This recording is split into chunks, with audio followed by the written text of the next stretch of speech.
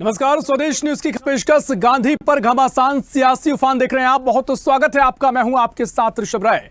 प्रधानमंत्री मोदी ने एक न्यूज चैनल को दिए गए इंटरव्यू के दौरान दावा किया था कि महात्मा गांधी, उन्होंने कहा था कि दुनिया की एक महान आत्मा थे और पिछले 75 साल में क्या महात्मा गांधी को लेकर कहा कि क्या उनके बारे में दुनिया को बताना हमारी जिम्मेदारी नहीं थी? कोई भी उनके बारे में नहीं जानता था। मुझे माफ करें, लेकिन दुनिया में पहली बार उनके बारे में जिज्ञासा बढ़ी जब फिल्म गांधी बनी। और कहा कि ऐसा नहीं किया। उन्होंने कहा कि अगर दुनिया मार्टिन लूथर किंग को जानती है, नेल्सन मंडेला को जानती है, तो गांधी उनसे कम नहीं थे। और पीएम मोदी का ये साक्षात्कार आने के बाद विरोधी दल उबल पड़े हैं। राहुल गांधी ने कहा कि जो लोग नाथूराम गोडसे की हिंसा के रास्ते पर चलते हैं वे गांधी को नहीं समझ सकते। महात्मा गांधी को किसी शाखा शिक्षित के प्रमाण पत्र की आवश्यकता नहीं है। इधर कांग्रेस अध्यक्ष मल्लिकार्जुन खड़गे ने भी बयान दिया है और जमकर पलटवार करते नजर आए। उन्होंने कहा कि पीएम मोदी पर सीधा हमला बोलते हुए बोले कि महात्मा गांधी पर पीएम दोबारा की गई बातों को लेकर, टिप्पणी को लेकर खड़गे ने जुबानी वार किया। खड़गे ने कहा कि मुझे इस बात पर हंसी आती है कि शायद नरेंद्र मोदी ने गांधी जी के बारे में कभी नहीं पढ़ा। गांधी जी अहिंसा पर विश्वास करते थे। उन्होंने कहा कि किसी से नफरत गांधी नहीं करते थे, ना उन्होंने ये पाठ पढ़ाया। और कहा कि पीएम मोदी ने कभी भी गांधी के बारे में नहीं पढ़ा। दरअसल 7वें और आखिरी चरण को लेकर सियासत गरमाई हुई है। मतदान के पहले पीएम मोदी के इस बयान के कई मायने निकालने की कोशिश भी की जा रही है, क्योंकि मोदी जो भी बात करते हैं उसके पीछे उनकी अपनी एक रणनीति होती है। और इस कार्यक्रम में हम यही समझना चाहेंगे कि आखिर सियासत के गांधी का चुनाव के अंतिम चरण में क्या कुछ मायने हैं, क्या कुछ महत्व, इतने प्रासंगिक क्यों हो गए हैं गांधी, और इसी को लेकर हम चर्चा को आगे बढ़ाएंगे। लेकिन लगातार सियासत गरमाई हुई है। क्या कुछ प्रतिक्रियाएं पहले वो सुन लेते हैं, उसके बाद चर्चा करेंगे। प्रधानमंत्री मोदी जी ने सारी दुनिया को ये बताया कि उनको महात्मा गांधी के बारे में रिचर्ड एटनबर्ग की फिल्म देखने के बाद पता चला। मुझे हंसी आती है कि एक फिल्म देने के बाद दुनिया को महात्मा गांधी जी का परिचय हुआ। ये कहना एक प्रधानमंत्री जी के लिए मैं समझता हूँ क्या अज्ञान समझो, या वो पढ़े नहीं महात्मा गांधी के बारे में। कम से कम हमारे वक्त तो ये था कि नॉन डिटेल था महात्मा गांधी जी के ऊपर। जो वो लोग आज़ादी पाए उन लोगों को सबको मालूम है, लेकिन किस वजह से हमारे देश के प्रधानमंत्री ये बात कही, ये मुझे बहुत आश्चर्य लग रहा है। और ऐसा ही हो सकता है जैसा महात्मा गांधी जी जो काम किए, जो कहे, उसके बारे में पता नहीं है, तो मैं समझता हूँ संविधान के बारे में भी उनको पता नहीं होगा। तो यहां पर मल्लिकार्जुन खड़गे कहते नजर आए हैं कि अगर पीएम मोदी को गांधी जी के बारे में नहीं पता तो उनको संविधान के बारे में भी नहीं पता। अब सियासत जमकर गरमाई है, इसी पर चर्चा करेंगे। तमाम मेहमान हमारे साथ जुड़ गए हैं। भारतीय जनता पार्टी से प्रवक्ता प्रदीप बैस हमारे साथ जुड़ गए हैं, बहुत स्वागत है प्रदीप जी आपका। साथ ही कांग्रेस से भूपेंद्र गुप्ता हमारे साथ जुड़ रहे हैं, बहुत स्वागत है भूपेंद्र जी आपका। और साथ ही वरिष्ठ पत्रकार चैतन्य भट्टी जी हमारे साथ जुड़ रहे हैं, बहुत स्वागत है चैतन्य जी आपका। सबसे पहले चैतन्य जी आपके पास आऊंगा और समझना चाहूंगा क्या कुछ मायने हैं प्रधानमंत्री मोदी के इस इंटरव्यू के, जो कि उन्होंने कहा कि जिस तरीके से कहा कि गांधी को 75 के पहले कोई नहीं जानता था, एक फिल्म आई उसके बाद लोगों ने जानना शुरू किया, चाहे वो मार्टिन लूथर किंग की बात कर रहे हो या फिर नेल्सन मंडेला की बात कर रहे हो। कई ऐसे हमने तमाम तरीके से देखा है। उन्होंने अपनी जो जीवनी में कई बार इंटरव्यू में जिक्र करते नजर आए कि नेल्सन मंडेला बोलते नजर आए कि वो गांधी से इंस्पायर्ड हैं। लेकिन अब तमाम बातों को लेकर पीएम मोदी ने जो बयान दिया, जो भी अपनी टिप्पणी की है, क्या कुछ उसके सियासी मायने हैं, क्योंकि 7वें चरण का चुनाव बचा हुआ है। चैतन्य जी,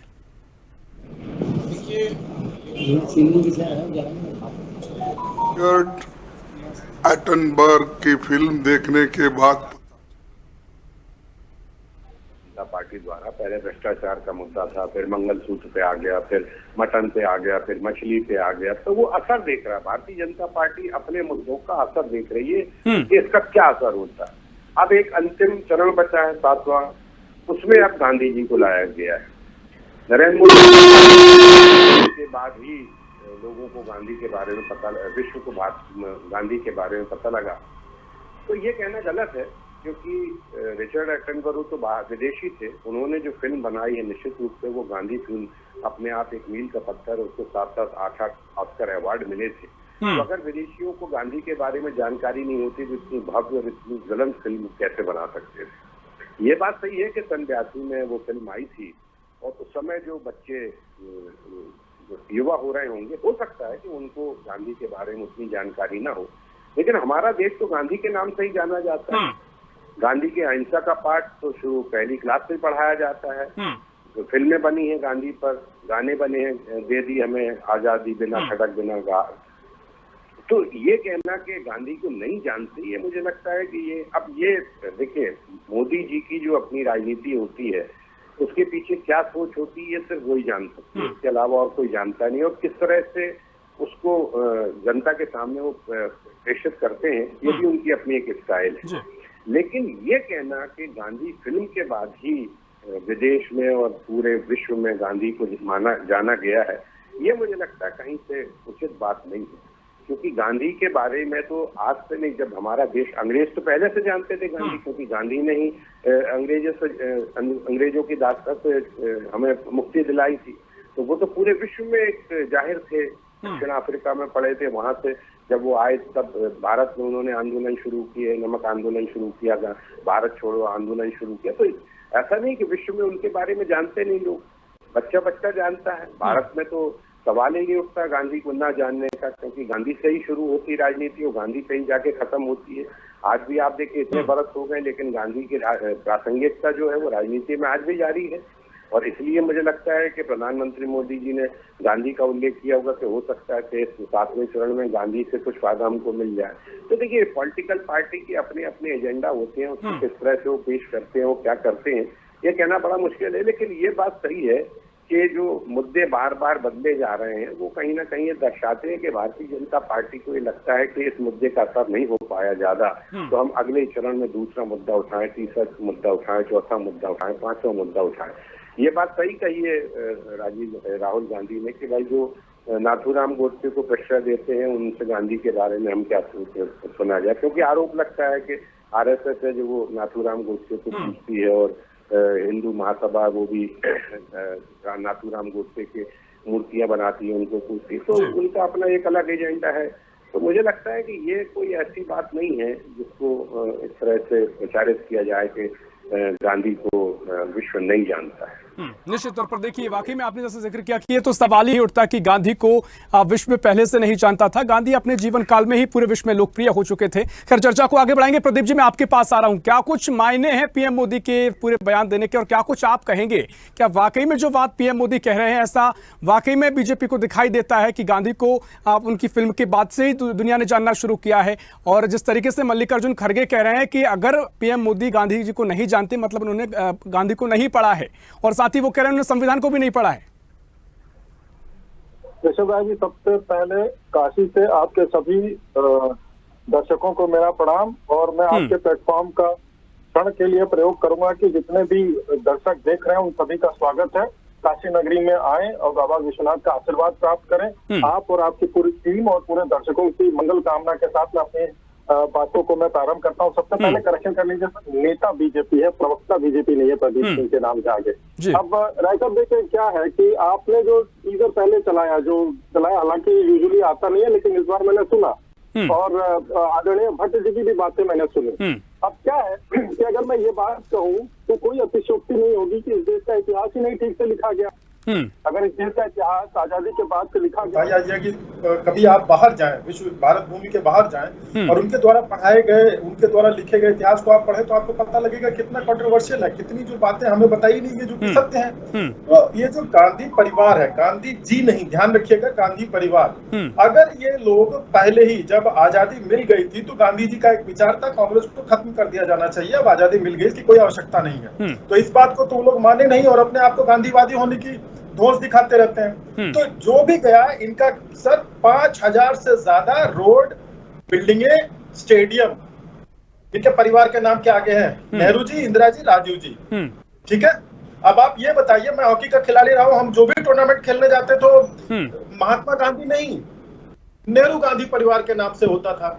तो इनके अगर सॉफ्ट कॉर्नर पे इनके जो प्रीमियम खाने की आदत है, रॉयल्टी जिसे कहते हैं ना, आदमी एक बार किताब लिख लेता है तो उस पर उसको रॉयल्टी मिलती रहती है, तो ये लोग आज भी उस दिवा स्वप्न में जी रहे हैं कि आजादी कांग्रेस ने दिलाई। भैया कौन से खड़ग बिना ढाल के आजादी मिलती है? सुभाष चंद्र बोस जी का कोई योगदान नहीं था क्या? मतलब महिला मंडल एक तरफ का हो गया। ठीक है, इस पर आप चर्चा करते हैं, लेकिन इस बात को क्या नकारा जा सकता है कि गांधी को 75 के बाद से फिल्म के बाद ही जाना जा रहा है? नहीं, निश्चित तौर पे, लेकिन जितना जाना चाहिए था उससे कहीं कम इन लोगों ने काम किया। नेहरू जी, इंदिरा जी और राजीव जी के, देखिए फिल्म बनी 1982 में आई, बात समझ में आती है, ठीक है, मुझे बात ये समझ में आती है, लेकिन आदरणीय मोहनदास करमचंद गांधी जी का जो योगदान था वो देखिए, कोई गरीब परिवार से नहीं आते थे जो साउथ अफ्रीका पढ़ने चले गए और उसके चले गए, वो धनी लोग थे, लेकिन उनका मन बदला। ये बहुत बड़ी बात थी कि उन्होंने आकर के देश को जिया, देश के हर कोने में गए, गरीबों को देखा, तब जाकर के उन्होंने अपना वस्त्र त्यागा और तब जाके उनको महात्मा गांधी की उपाधि मिली। देखिए, हम सभी जो है भारतवासी इस बात को झुठला नहीं सकते कि आदरणीय मोहनदास करमचंद गांधी जी का कोई योगदान नहीं रहा इस देश की आजादी के लिए। लेकिन जब प्रीमियम खाने की आदत पड़ जाती है ना, आपको रॉयल्टी चाहिए, आपको भैया, अभी भी आप कह देते हैं कि भैया आजादी हमने दिलाई थी। अरे भैया, आजादी में जो दिलाने वाले स्वतंत्रता सेनानी थे वो मर गए, मनगढ़ पे उनकी अर्थी चल चुकी है, तो कहने का तात्पर्य उनकी शमशानों में चल चुकी है। लेकिन अभी भी जो है कांग्रेस जब आती है तो देखिए, मैं तो पूरा समर्थन करता हूँ। समर्थन मैं कौन सा हूँ, मैं समर्थन करूँ ना करूँ, लेकिन ये बात एकदम से सत्य है कि मोदी जी ने जो तीर छोड़ा है वो एकदम निशाने पे लगा है। खड़गे जी का बयान, देखिए वो प्रदीप जी, आपकी बातों में वो स्पष्टता नजर नहीं आ रही है जो कॉन्फिडेंट के साथ आप मुद्दे पर कहते हैं, लेकिन आप यहाँ पर समर्थन करने की बात भी कह रहे हैं और एकदम कॉन्फिडेंट नजर नहीं आ रहा है, क्योंकि देखिए जो बातें पीएम मोदी ने कही है, कॉन्फिडेंस दिखाता हूँ मैं। खड़गे जी का ये कहना कि आपको संविधान की जानकारी नहीं है, बिना संविधान की जानकारी के मोदी जी पिछले 10 वर्षों से इस देश का बागडोर संभाले हुए हैं, कैसी हास्यास्पद बात करते हैं ये लोग। और देखिए, जब मैं कह रहा हूँ कि तीर निशाने पे लगा है, तो उससे मेरे कहने का तात्पर्य यह है कि कांग्रेस जो तिलमिलाती रहती है, जो इस इंडी गठबंधन में सबसे बड़ा दल था, उसकी अब कोई महत्वता नहीं रह गई है।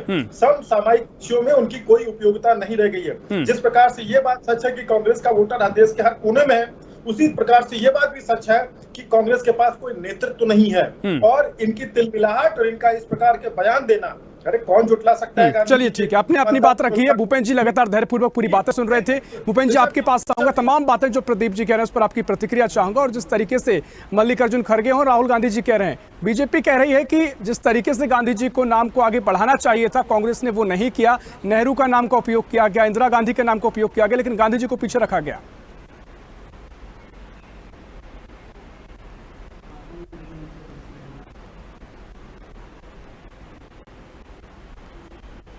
देखिए, जो है इनकी प्रदीप जी की बातें तो जो है टिप्पणी करने के योग्य नहीं है, लेकिन जो प्रधानमंत्री जी ने बातचीत की है उस पर मैं जरूर चर्चा करूंगा। पढ़ा लिखा होना कई चीज़ों में बहुत मायने खेज होता है और उसे पढ़ा लिखा होना चाहिए। इन्हें ये नहीं मालूम है कि जो है बेन किंग्सले की जो फिल्म बनी, उसके जो है 30 साल पहले मार्टिन लूथर किंग जो है उन्हें अपना गुरु बता चुके थे, अपना प्रेरणा स्रोत बता चुके थे।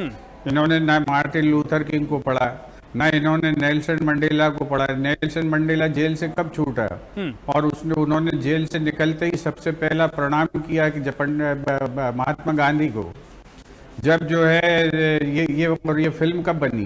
इन्हें ये नहीं मालूम, इन्होंने ना लियो टॉल्स्टॉय को पढ़ा, ना इन्होंने लुई फिशर को पढ़ा, ना इन्होंने जो है दुनिया के आइंस्टीन को पढ़ा, ना इन्होंने जो है जयपाल सार्त्र को पढ़ा। ये कैसे जानेंगे गांधी को?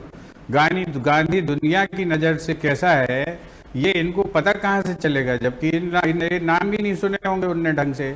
अभी जो लिख के लोगों ने दे दिया टेलीप्रॉम्प्टर पे वो बोलना है, तो जो टेलीप्रॉम्प्टर पे कई बार गलत आ गया तो वो वाऊ ऐसे होने लगता है। गांधी किसी जो है सर्टिफिकेट का मोहताज नहीं है। गांधी आज हमारी सार्वभौमिक पहचान है। जहां मोदी जी जाते हैं उन्हें कोई नहीं जानता, वहां गांधी की मूर्ति पर फूल चढ़ा के वो बताते हैं कि मैं गांधी के देश का आदमी हूं, और हमारे हर राजनेता को ये करना पड़ता है। ये गांधी की पहचान है, ये गांधी की सार्वभौमिकता है। वो पूरी जो है एक जागतिक पर्सनालिटी है, और जो है उसको जो डिनाई करके उसको गाली देख के कोई तुम्हारे वजन थोड़ी बढ़ने वाला, तुम्हारा वजन वही रहेगा, तुम उसको गाली देने से बड़े नहीं बन सकते। और गांधी इसका मोहताज नहीं है। गांधी जो है, गांधी की कल्पना आप नहीं कर सकते। भारत में तो आज जो लोग कहते हैं कि मैं भीख मांगता था, कटोरा मांगता था, वो सूट बूट में आ गए।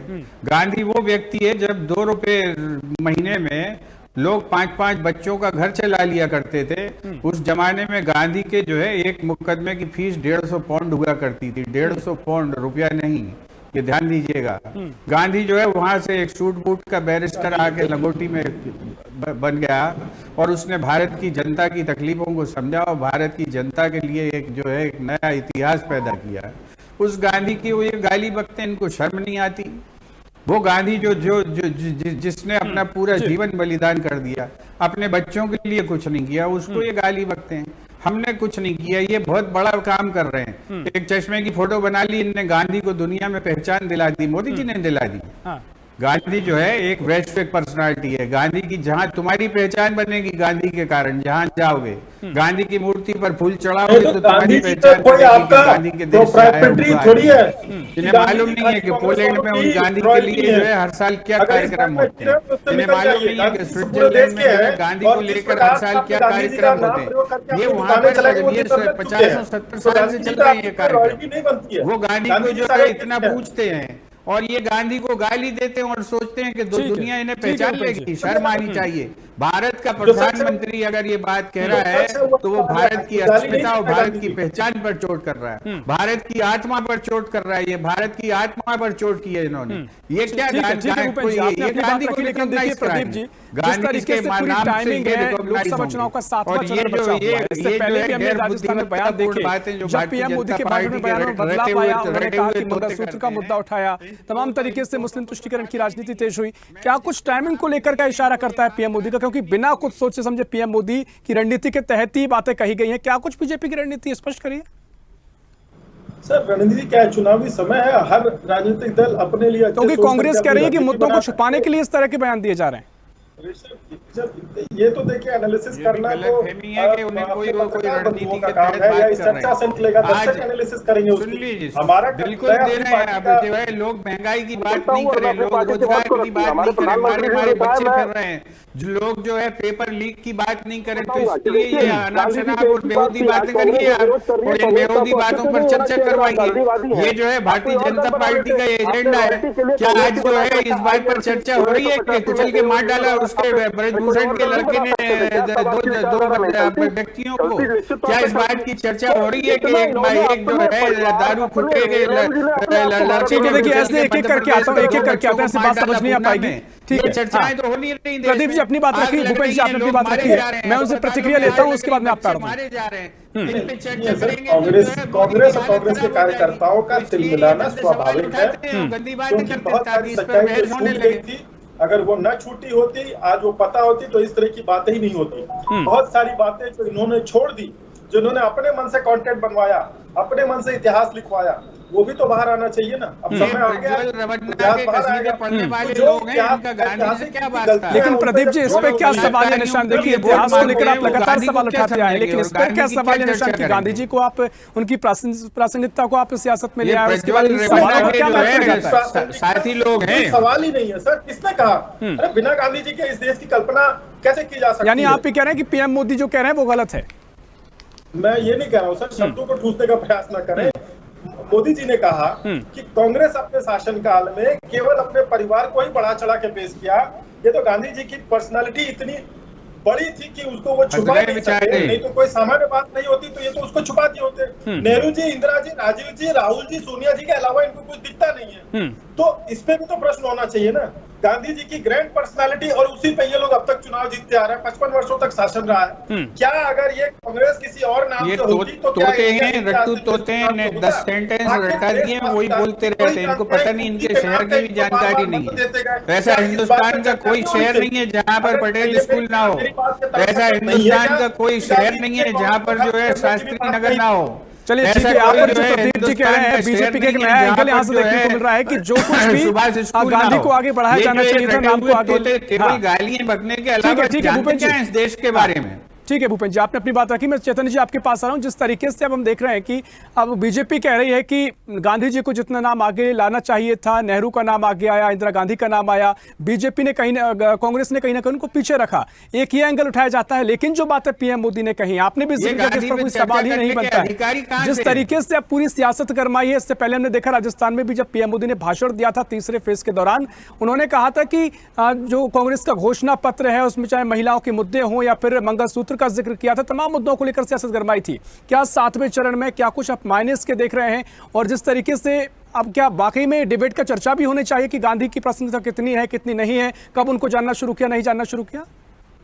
देखिए, गांधी कोई व्यक्ति नहीं है, गांधी एक विचार है और भारत को गांधी के देश के रूप में माना जाता है। एक दूसरा, अगर भारत के बारे में बात होती है तो गांधी का देश कहा जाता है। तो गांधी की प्रासंगिकता तो कभी खत्म हो ही नहीं सकती। दूसरी बात, जहां तक नाम की बात है, तो गांधी जी जो थे वो कोई सक्रिय राजनीति में तो थे नहीं। उन्होंने तो जब देश आजाद हो गया तब उन्होंने जवाहरलाल नेहरू को प्रधानमंत्री या दूसरे जो लोग प्रधानमंत्री बने थे या गृह मंत्री बने थे या दीगर मंत्री बने थे, तो जब कांग्रेस ने उनके नाम पे जो संस्थाएं खोली तो उसमें गांधी का कहीं कोई रोल था नहीं, क्योंकि गांधी कोई ऐसे व्यक्ति नहीं थे जो राजनीति में थे, प्रधानमंत्री थे या गृह मंत्री थे या कोई भी। वो तो एक ऐसे नेता थे जिन्होंने आजादी को दिलाने में अपनी सबसे बड़ी भूमिका अगर किसी की थी तो वो गांधी जी की थी।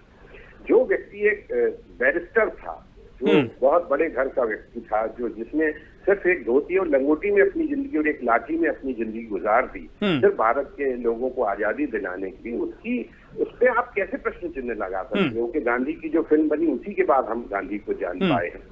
गांधी पे जो फिल्म बनाई, निश्चित तौर पे वो बहुत से ऐसे पहलुओं को उसमें उजागर किया गया रिचर्ड एटनबरो ने, जो हो सकता है कि बहुत से लोगों को ना मालूम है। उसमें आप ये मान के चलिए कि जो भानु अथैया जो हमारे यहाँ की एक पोशाक डिजाइनर है, उनको तक ऑस्कर अवार्ड मिला था उस फिल्म में। तो इससे अंदाज लगाया जा सकता है कि गांधी के बारे में कैसे। प्रदीप जी कुछ कह रहे हैं आपके पास? जी चेतन जी, ठीक है चेतन जी, अपनी बात रखी है। प्रदीप जी आप कुछ कहना चाह रहे थे? देखिए जिस तरीके से तमाम, मैं एक और पहलू जोड़ रहा हूँ। देखिए, इस बात में तो कोई शुबा नहीं है, चैतन्य जी ने जो बात दोहराई मैं उससे 100% सहमत हूँ कि गांधी जी कोई एक व्यक्ति के रूप में ना होकर एक विचार के रूप में है, लेकिन उनकी पब्लिसिटी और मार्केटिंग के लिए जो काम उस फिल्म के आने के बाद हुआ वो पहले भी हो सकता था। हमारे पास 1909 से 1901 1902 में भारत में फिल्में बननी शुरू हो गई थी, तो क्या 1947 1948 में क्या मास मीडिया के लिए, जनसंचार के लिए, जन लोगों को बताने के लिए क्या तुरंत नेहरू जी फिल्में नहीं बनवा सकते थे या उस प्रकार का कोई काम कर सकते थे? नहीं, ऐसा उनको नहीं करना था। ये तो इसमें क्या अतिशोक्ति है कि अगर मोदी जी ने कह दी कि फिल्मों के बाद ज्यादा लोग जानने लगे, ज्यादा लोग जानने की बात देखिए, के लिए वोट मांगते हैं। गांधी जो है एक नैतिकता का सिंबल है, एक पवित्रता का सिंबल है, सरलता का सिंबल है। गांधी जो है ऐसे लोगों को समझ में नहीं आ सकता जो बलात्कारियों के पक्षधर हैं, जो बलात्कारियों को तिलक लगाकर जो है उनका स्वागत करते हैं, जो बलात्कारियों के जेल से छूटने पर उनके लिए लड्डू बांटते हैं, जो बलात्कारियों के लिए मंच पे खड़े होकर वोट मांगते हैं और कहते हैं कि इससे हमें ताकत मिलेगी, वो गांधी पर बातचीत करने के हकदार नहीं है। लेकिन आप पहले ये बताए ना कि कांग्रेस के कुकर्मों को छिपाने के लिए आखिर इतने ठीक है। देखिए प्रदीप जी आपने तमाम बातें की, लेकिन जिस तरीके से पीएम मोदी ने कहा था, आप कहीं ना कहीं चीजों को डिफेंड करते नजर आ रहे हैं। आप कह रहे हैं कि आप तमाम तरीके से प्रयास नहीं किए कांग्रेस ने, लेकिन जिस तरीके से मार्टिन लूथर किंग का जिक्र हुआ, नेल्सन मंडेला का जिक्र हुआ, उनसे पहले ही जो मार्टिन लूथर किंग थे या फिर जिस तरीके से नेल्सन मंडेला को ही कहे कि दक्षिण अफ्रीका का गांधी बताया जाता था, तो जिस तरीके से तमाम बातें चर्चा की इस पर लंबी बहस हो सकती है, लेकिन फिलहाल समय हमारे पास कम है। ठीक है प्रदीप जी आपने अपनी बातें रखी है। हाँ, मार्टिन लूथर किंग ने जब इसका वर्णन किया था तो क्या उसी समय कोई फिल्म या कोई बड़ी ऐसी बात ये बातें नहीं की पीएम मोदी ने कुछ और कहा है कि उनको फिल्म के बाद से ही जाना गया, इस बात को लेकर बहस छिड़ी है।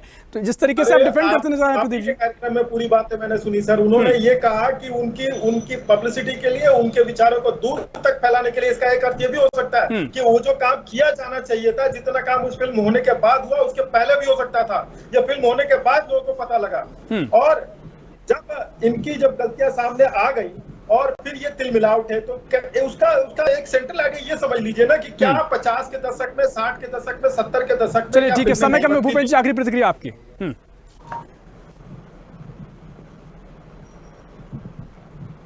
भैया मुझे बोलने दोगे कुछ कि नहीं? जी, कि भूपेन मैं जी, आपका जबरन जबरन घुसूं मैं? जी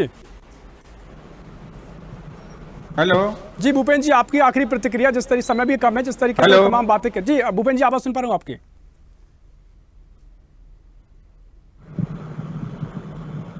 भूपेन जी, आवाज सुन पा रहा हूं मैं आपकी। आप मेरी आवाज आप तक पहुंच रही है? ये जो है इस तरह की टिप्पणी करके जो है इस देश ने सिद्ध कर दिया है कि जो है, आपको मेरी आवाज आ रही कि नहीं आ रही? जी जी, आ रही है आपकी आवाज। मेरी आवाज आ रही कि नहीं? काट दिया। हेलो जी, आपकी आवाज मेरे तक पहुंच पा रही मेरी है आवाज भूपेन जी, मेरी आपकी आ रही आवाज है? आपकी आवाज पहुंच पा रही है। ठीक है, समय हमारे पास कम है, चर्चा इस पर और भी आगे हो सकती है। तो बहुत बहुत शुक्रिया करना चाहूंगा प्रदीप जी आपका, भूपेन जी आपको चर्चा में शामिल होने के लिए, चेतन जी आपको भी बहुत शुक्रिया चर्चा में शामिल होने के लिए। तमाम तरीके से अब गांधी पर सियासी घमासान देखने को मिल रहा है। क्या कुछ पीएम मोदी के भाषण के मायने हैं, उनकी टिप्पणी के मायने हैं, ये तो 7वें चरण में देखने को मिलेगा, क्योंकि कांग्रेस के और विपक्ष के आरोप है कि तमाम मुद्दों को भटकाने के लिए इस तरह की टिप्पणी की गई है। लेकिन भारतीय जनता पार्टी अब इसको अलग तरीके से एंगल को देख रही है, कह रही है कि कांग्रेस के टाइम में इस तरीके से गांधी को आगे लाना चाहिए था, उस तरीके से नहीं लाया गया। लेकिन सियासत इस पर जमकर गरमाई हुई है। फिलहाल के लिए इस खास पेशकश में इतना ही। देश प्रदेश की और भी खबरों के लिए देखते रहिए स्वदेश न्यूज, सबसे पहले देश।